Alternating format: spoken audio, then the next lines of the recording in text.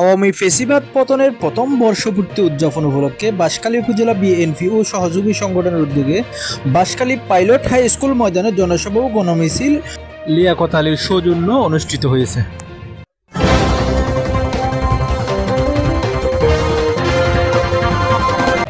বিস্তারিত নিয়ে সঙ্গে আছি আমি মোহাম্মদ রফিউল করিম চৌধুরী, সঙ্গেই থাকুন।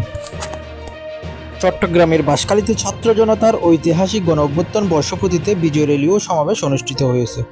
শুক্রবার 8 আগস্ট বিকাল 5টায় উপজেলা বিএনপি ও অঙ্গ সংগঠনের আয়োজনে র্যালিটি আদর্শ উচ্চ বিদ্যালয় মাঠ থেকে শুরু হয়ে সরকারি বালিকা উচ্চ বিদ্যালয়ের গেট সংলগ্নে সংক্ষিপ্ত সমাবেশ অনুষ্ঠিত হয়।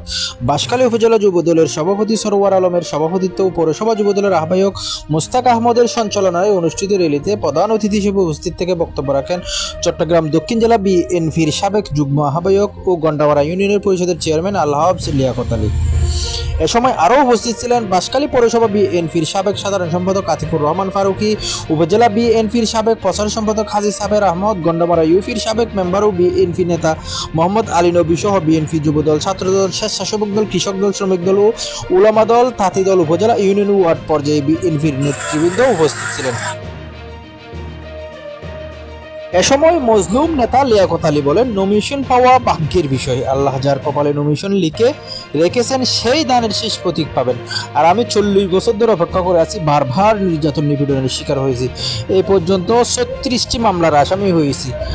আমার চেয়ে নির্যাতিত হয়েছেন দেশনেত্রী বেগম খালেদা জিয়া।